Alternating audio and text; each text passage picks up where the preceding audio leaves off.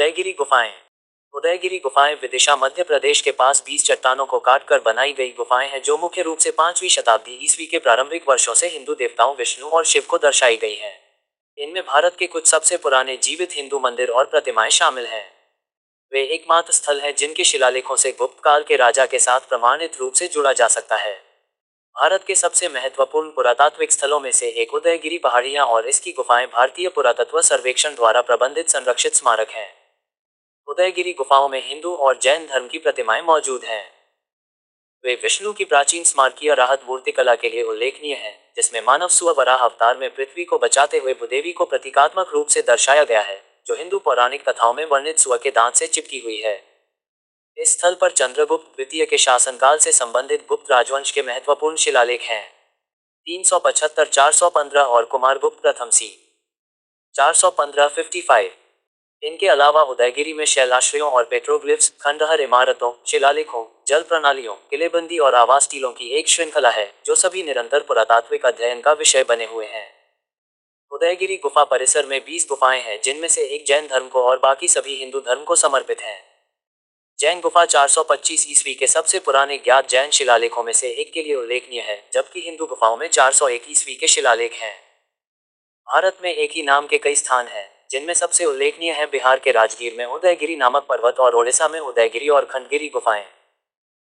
उदयगिरी का शाब्दिक अर्थ सूर्योदय पर्वत है। उदयगिरी और विदिशा का क्षेत्र 2वीं शताब्दी ईसा पूर्व तक एक बौद्ध और भागवत स्थल था, जैसा कि सांची के स्तूप और हेलियोडोरस स्तंभ से पता चलता है। जबकि हेलियोडोरस स्तंभ को संरक्षित किया गया है, अन्य खंडहर के रूप में बचे हैं। पहली सहस्राब्दी ईसा पूर्व की आखिरी शताब्दियों में उदयगिरी के पास सांची में बौद्ध धर्म प्रमुख था। दास और विलिस के अनुसार उदयगिरी लैंड कैपिटल जैसे हालिया पुरातात्विक साक्ष्य से पता चलता है कि उदयगिरी में एक सूर्य मंदिर था। उदयगिरी में सूर्य परंपरा कम से कम 2वीं शताब्दी ईसा पूर्व की है और संभवतः बौद्ध धर्म के आगमन से भी पहले की है। यही परंपरा इसे सूर्योदय पर्वत का नाम देती है। कुछ ग्रंथों में इस शहर को उदयगिरी या उदयगिरी कहा गया है। जैसा कि इस स्थल पर मौजूद शिलालेखों में है, इस स्थल को विष्णुपदगिरी के नाम से भी जाना जाता है। इस शब्द का अर्थ है विष्णु के चरणों की पहाड़ी। इतिहास।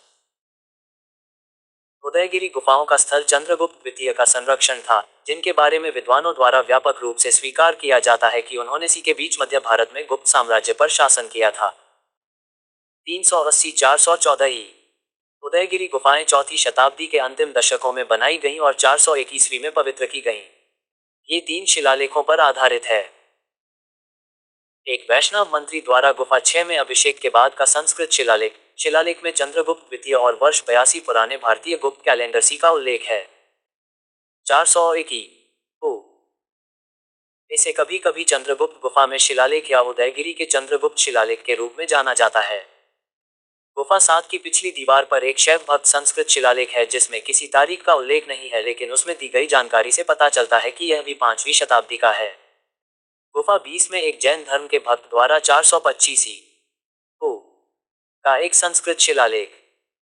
इसे कभी कभी उदयगिरी का कुमारगुप्त शिलालेख भी कहा जाता है। ये शिलालेख पृथक नहीं हैं। उदयगिरी स्थल और उसके आसपास अन्य जगहों पर कई अतिरिक्त पत्थर के शिलालेख हैं, जिनमें अदालत के अधिकारियों और चंद्रगुप्त द्वितीय का उल्लेख है। इसके अलावा इस साइट में बाद की शताब्दियों के शिलालेख भी शामिल हैं, जो ऐतिहासिक घटनाओं, धार्मिक मान्यताओं और भारतीय लिपि के विकास के लिए एक मजबूत आधार प्रदान करते हैं। उदाहरण के लिए, गुफा 19 के प्रवेश द्वार पर बाएं स्तंभ पर पाए गए एक संस्कृत शिलालेख में विक्रम 1093 की तारीख बताई गई है।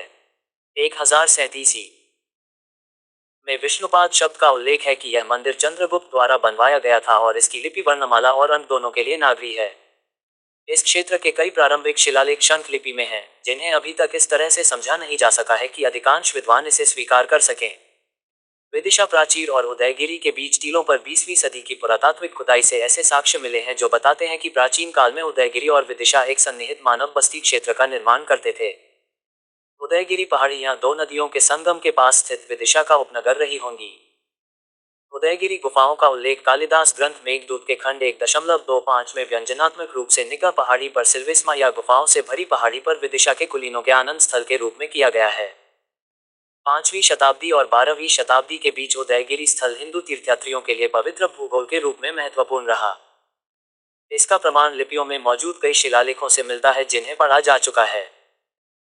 उदाहरण के लिए 9वीं और 12वीं शताब्दी के बीच के कुछ शिलालेखों में मंदिर के लिए भूमि अनुदान का उल्लेख है, जो एक प्राचीन परंपरा थी जो महत्वपूर्ण मंदिरों के रखरखाव और संचालन के लिए संसाधन प्रदान करती थी। इनमें प्रसिद्ध राजाओं का उल्लेख नहीं है। इनमें से कुछ शिलालेखों में उन लोगों से अनुदान का उल्लेख है जो क्षेत्रीय प्रमुख रहे होंगे, जबकि अन्य को आम लोगों की तरह पढ़ा जाता है जिनका मध्य भारत के किसी भी पाठ या अन्य शिलालेखों से पता नहीं लगाया जा सकता है। उदाहरण के लिए एक संस्कृत शिलालेख 1179 का दामोदर नाम के एक तीर्थयात्री का रिकॉर्ड है जिसने मंदिर को दान दिया था। गुफाओं का निर्माण उदयगिरी पहाड़ियों के उत्तर पूर्वी हिस्से पर किया गया था। उनके पास आमतौर पर वर्गाकार या निकट वर्गाकार योजनाएं होती हैं।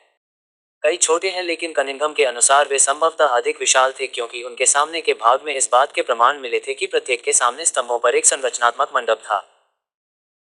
उदयगिरी की गुफाओं को 19वीं शताब्दी में अलेक्जेंडर कनिंघम द्वारा दक्षिण से उत्तर तक क्रमांकित किया गया था और उन्होंने कुछ गुफाओं को एक साथ मिलाकर केवल 10 की सूचना दी थी। उन्होंने जैन गुफा को संख्या 10 कहा। बाद के अध्ययनों ने गुफाओं की अलग अलग पहचान की और उनकी संख्या बढ़कर 20 हो गई। पुरातत्व विभाग ग्वालियर राज्य द्वारा 20वीं शताब्दी के मध्य से पहले जैन गुफा संख्या 20 के साथ एक अधिक विस्तृत प्रणाली शुरू की गई थी। इन परिवर्तनों के कारण प्रारंभिक रिपोर्टों और बाद के प्रकाशनों में सटीक क्रमांकन क्रम कभी कभी भिन्न होता है। परिसर में 7 गुफाएं हैं जो शैव धर्म से संबंधित हैं, 9 गुफाएं वैष्णववाद से संबंधित हैं और 3 गुफाएं शक्तिवाद से संबंधित हैं। हालांकि इनमें से कुछ गुफाएं काफी छोटी हैं। महत्वपूर्ण गुफाओं में हिंदू धर्म की सभी 3 प्रमुख परंपराओं की प्रतिमा शामिल है। कुछ गुफाओं में शिलालेख हैं। गुफाओं 1, 3, 4, 5, 6 और 13 में सबसे अधिक मूर्तियां हैं। सबसे बड़ी गुफा 19 है।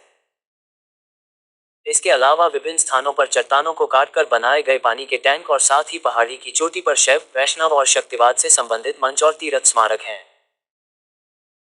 1910 के दशक की खुदाई से पहले ये और भी थे, लेकिन नीचे बौद्ध स्मारकों के साक्ष्य खोजने के प्रयास में इन्हें नष्ट कर दिया गया।